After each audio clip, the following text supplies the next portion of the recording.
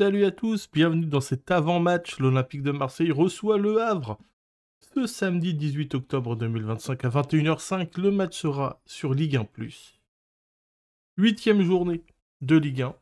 Avant de regarder les matchs de cette 8e journée, de passer au groupe, aux compositions probables de ce OM Le Havre et du pronostic du jeu FC26, n'hésitez pas à liker la vidéo, à mettre un commentaire, ainsi qu'à booster la vidéo. Quand je dis booster, si vous êtes sur un appareil mobile, parce que sur ordinateur, il n'y a pas cette option, vous pouvez voir booster cette vidéo et ça aide énormément au référencement YouTube. Je vous en remercie d'avance. Si vous voulez pas le faire, c'est pas très grave, je ne vous en voudrais pas. Donc, cette journée de Ligue 1 avait commencé hier avec le match entre Paris et Strasbourg qui s'est achevé sur un magnifique 3-partout. J'ai regardé le match, c'était un match super plaisant à suivre. Strasbourg est vraiment une très très jolie équipe. Si on veut troller, on peut dire Chelsea B est une très jolie équipe. Bon. Mais vraiment, ça joue bien, Strasbourg. Je pense que s'ils avaient eu Emmanuel Emega, je pense qu'ils gagnaient ce match, parce que Panicelli était complètement cuit à la fin du match, il n'arrivait plus à faire les efforts, même s'il se donnait beaucoup. Mais ça reste un très beau match. Du coup, le PSG n'a pris qu'un point, ce qui donne au classement, vous allez le voir après, la possibilité à l'Olympique de Marseille de passer leader de ce championnat avec Lyon devant Paris. Aujourd'hui, nous avons donc comme match, regardez, à 17h sur beIN, Nice-Lyon. Donc ce serait bien que Nice se réveille et arrête de se faire ouvrir par toutes les équipes, ça nous arrangerait. Si Nice pouvait accrocher Lyon. À 19h, Angers-Monaco. Et donc ce soir, Marseille-Le Havre. La journée de demain, à 15h avec Lens, Paris FC. Toulouse-Metz, Lorient-Brest et Rennes-Auxerre à 17h15. Et le match du dimanche soir, Nantes-Lille, au secours. C'est vraiment pas une très belle journée de Ligue 1, je trouve. Euh, les matchs du dimanche, le Lens PFC à la limite peut être intéressant, mais alors le reste, personnellement, je trouve ça absolument horrible. Ça va être compliqué. Donc regardez au classement.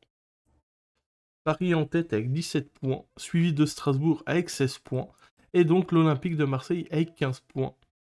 À égalité de points avec Lyon, mais avec une différence de but de plus 6 par rapport à Lyon. Ça m'étonnerait que Lyon mette 7-0 à Nice. Donc l'Olympique de Marseille peut terminer cette journée de Ligue 1 ce week-end en étant leader du championnat avec 18 points et avec un point d'avance devant le PSG. Donc ce serait une superbe affaire de battre cette équipe du Havre. Ça va pas être facile. Retour de la trêve internationale. Beaucoup de joueurs ont fait des déplacements très longs. Je pense à Timothy Weah, au Sud-Américain Amir Murillo, Rouli, Balerdi, Guiri qui s'est blessé avec l'Algérie. C'est pas des excuses, mais on a quand même des joueurs qui vont être en méforme.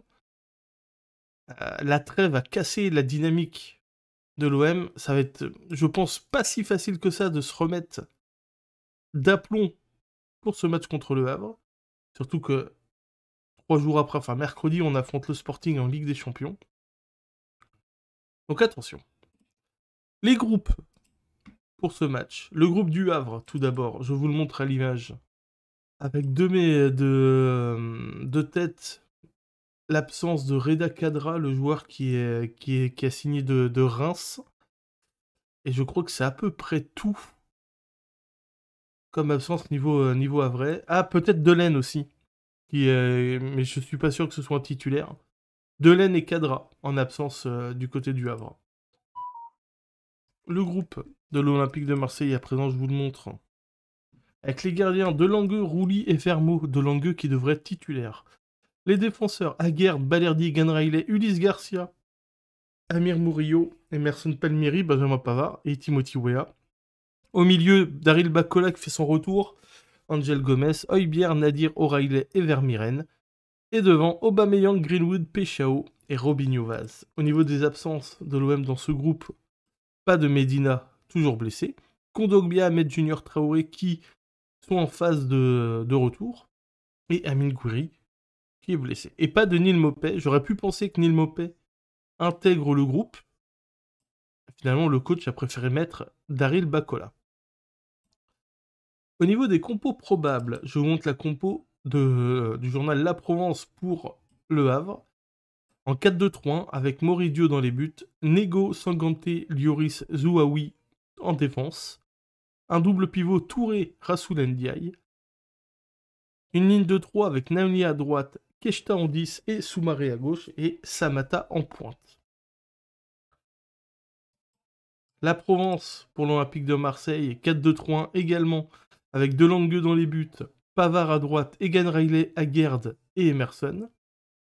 Højbjerg, Vermieren dans le double pivot. Greenwood à droite, Gomez en 10 et Péchaou à gauche. Et Robinho Vas, titulaire en pointe. Je ne voyais pas venir cette compo. Avec Egan Riley titulaire notamment. La compo de l'équipe. Alors du côté du Havre, c'est exactement la même. Alors du côté de l'OM, donc Delangue dans les buts, Emerson Aguerd, Balerdi serait titulaire selon l'équipe et Pavard à droite. Un double pivot O'Reilly, Højbjerg et devant Greenwood, Gomez, Péchaou et en pointe Aubameyang. Il faut tenir compte, comme je vous disais, des retours de trêve internationale. Rappelez-vous, contre Lorient, Rouli ne jouait pas et Balerdi non plus ne jouait pas. Ils étaient sur le banc les deux. Là, Le Havre, alors c'est une équipe de bas de tableau, mais qui quand même propose du jeu. Pas se dire que ça va être un match facile, faut se le rendre facile, ce match. Et ouais, je verrais bien Vaz titulaire, pourquoi pas, suppléé par Aubameyang pour ensuite, contre le Sporting, mettre Aubameyang titulaire. En sachant qu'Aubameyang n'a joué que le week-end dernier. Il avait claqué un quadruplé d'ailleurs contre la Gambie, et il avait pris un carton rouge derrière, donc il n'a pas joué le second match avec le Gabon. Donc lui, il a quand même une semaine sans jouer.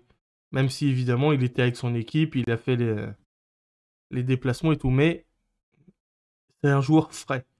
Donc est-ce que le coach partirait pas sur Aubameyang, le faire jouer 1 heure, puis ensuite le suppléer par Robinho Vaz? Ça va être intéressant. Je ne vois pas du tout Egan Riley titulaire, pour ma part. Je peux me tromper, hein, mais je le vois pas titulaire. Højbjerg a joué les... Non, il n'a pas joué le deuxième match avec le Danemark non plus parce qu'il était suspendu. Donc Højbjerg est également un joueur frais. Ouais, je pense que la compo de l'équipe peut être tout à fait logique. N'hésitez pas à me dire, vous, dans les commentaires, quelle équipe vous mettrez pour affronter le Havre, tout en prenant conscience qu'il y a quand même le Sporting mercredi, puis un déplacement à Lens pour terminer la semaine. Donc c'est quand même une semaine à relever. L'arbitre sera Monsieur De Chépy. Je vous laisse à présent avec le pronostic du FC 26. Je rappelle ce que je fais. Je fais affronter les deux équipes en difficulté légende. Ce n'est pas moi qui joue, c'est le CPU. Et ça donne un pronostic pour le match. Ça me fait marrer de faire ça, comme à chaque fois, comme vous le savez. Merci de m'avoir suivi pour cet avant-match. Rendez-vous ce soir en fin de soirée, enfin en fin de nuit même, ou demain matin pour toutes les réactions d'après-match. Allez l'OM, et très bon match à vous. Maintenant, c'est l'heure des choses sérieuses. C'est l'heure de vérité. On y est et on arrive tout de suite. Salut tout le monde, nous sommes à Marseille, à l'Orange Vélodrome pour être précis. Omar Da Fonseca avec moi, Benjamin Da Silva pour vous commenter ce match. Et c'est toujours une grande joie de retrouver notre cher Ligue 1 pour une rencontre passionnante. L'Olympique de Marseille contre le Havre. Le foot, c'est le rêve qu'on vit éveillé. Quelle ambiance aujourd'hui!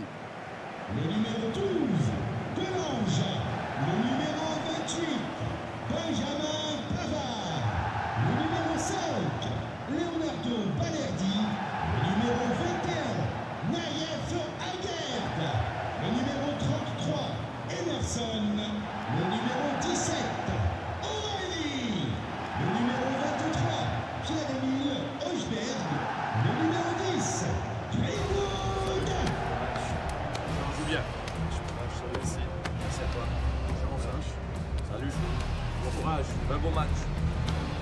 Bonne chance. Bonne chance. Merci. Bonne chance. Merci. Salut. Bon match. Les gars. Merci. Bon courage.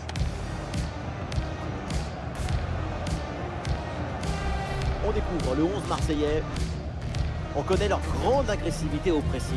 Agressivité, mais surtout efficacité, coordination, intelligence, capacité à se déplacer collectivement. Les voir presser, c'est un spectacle extraordinaire. Et c'est vrai que leur pressing haut, c'est de là. Le Havre va démarrer avec l'équipe suivante. La tactique du 4-5 ans, c'est simple. Tu mets du monde dans la salle d'attente, tu remplis et tu récupères le ballon.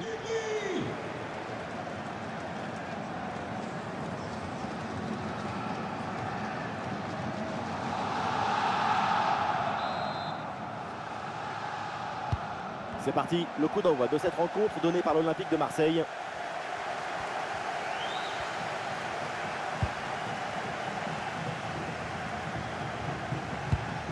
Ouais, passe tranchante.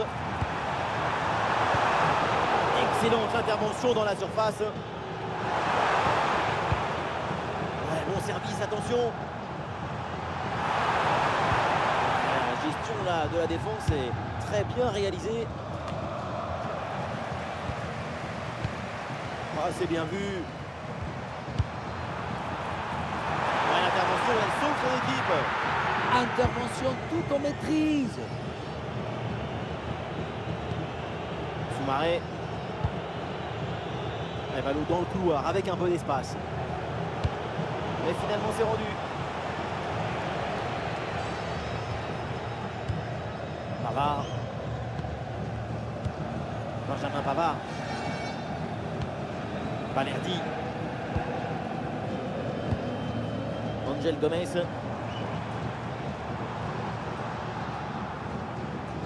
Évidemment, quand on connaît son potentiel, il faut s'attendre bien sûr à un gros match de sa part. C'est spécial, c'est des plongées dans les espaces. La belle reprise de volée, ça frôle le montant. Dans l'ensemble, le geste était plutôt bien réalisé. Dommage. Soulen Gaï. Oui, le bon geste défensif. L'Olympique de Marseille qui va mettre en place une attaque. Oh, une bonne option là de centre.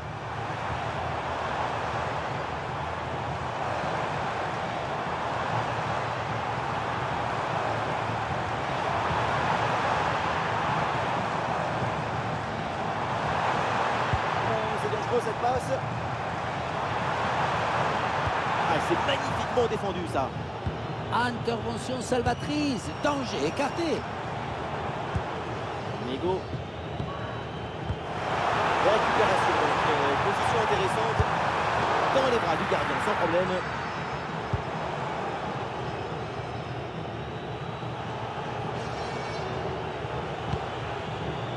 Samata. Nego. La défense très bien dépouillée. Ballon récupéré.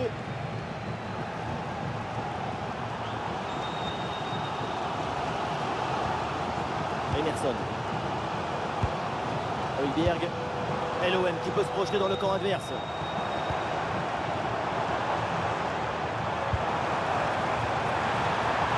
En très bonne position.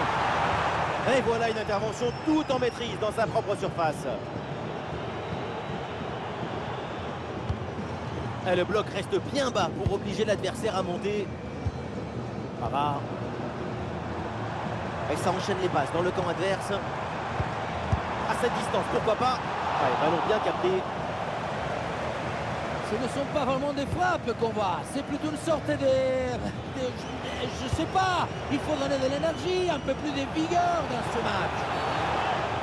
La faute, l'arbitre siffle, coup franc à venir. Et l'arbitre là sort le carton.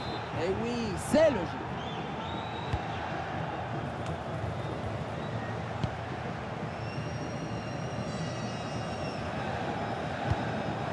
Et c'est joué par-dessus. Ouais, bien joué, la passe pour créer le danger. Quel superbe arrêt. Et vers le point de pénalty. Et le dégagement manqué, le danger est toujours présent. Ah, il n'y a rien de notable au final. Et l'action se poursuit dans le camp adverse.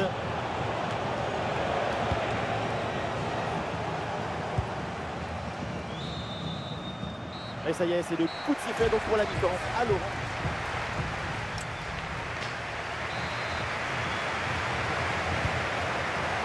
C'est dans ce match le ballon pour le bac.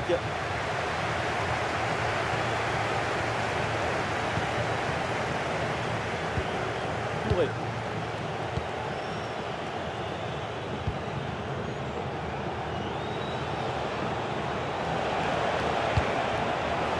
Attention la passe. Et ouais, le bon geste défensif sans commettre de faute.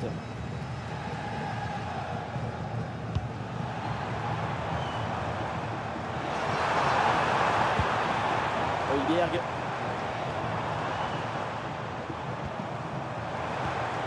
Greenwood. Ah, il prend sa chance de loin.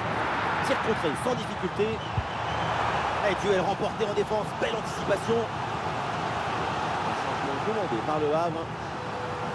Sacre ambiance avec le public qui vibre avant ce corner. Première occasion de mener depuis longtemps. Mais non, ça n'aboutit pas.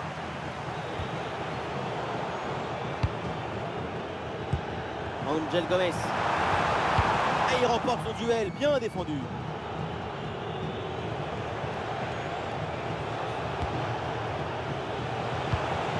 Oh, allez, la passe elle est lumineuse. Et ce ballon là qui est récupéré. Timing juste, c'est propre. Benjamin Pavard.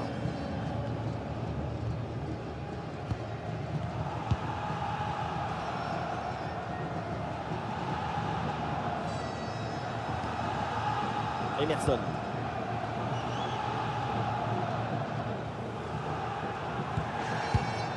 Ah, les passes s'enchaînent pour trouver un décalage. Attention pour mener au score peut-être. Ouais, brillante l'intervention défensive.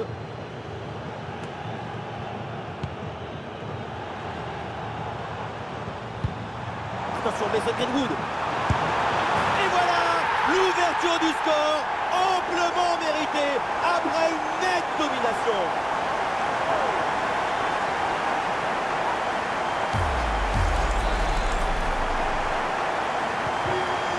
Et le jeu qui reprend, voyons la réponse éventuelle du Havre. Sata. La belle intervention défensive pour récupérer la balle.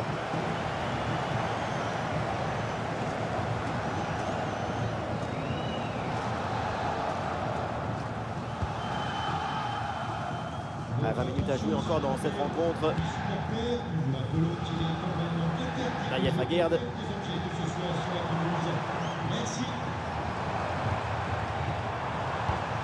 Aubameyang qui peut frapper.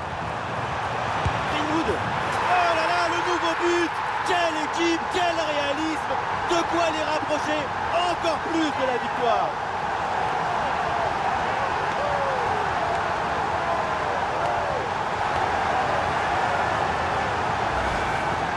La sérénité, la tranquillité, le calme, la paix, alors que tout autour c'est l'agitation, la pression. C'est très fort de faire ça. Et avec ce but inscrit, ça fait maintenant 2-0.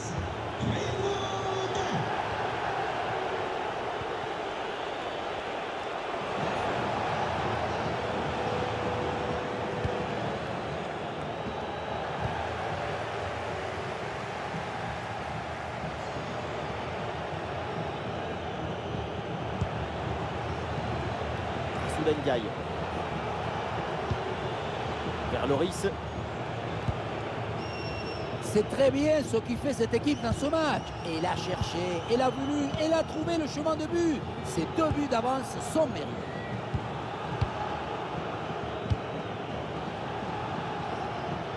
Touré. Vers Loris.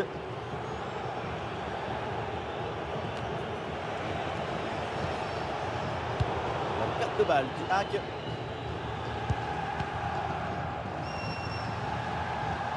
Il y a du soutien en attaque. Et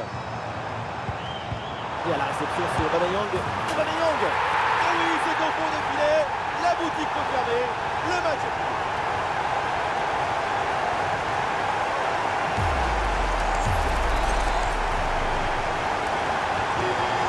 Et avec ce nouveau but, la domination se confirme. Plus le temps passe, plus le match est passé.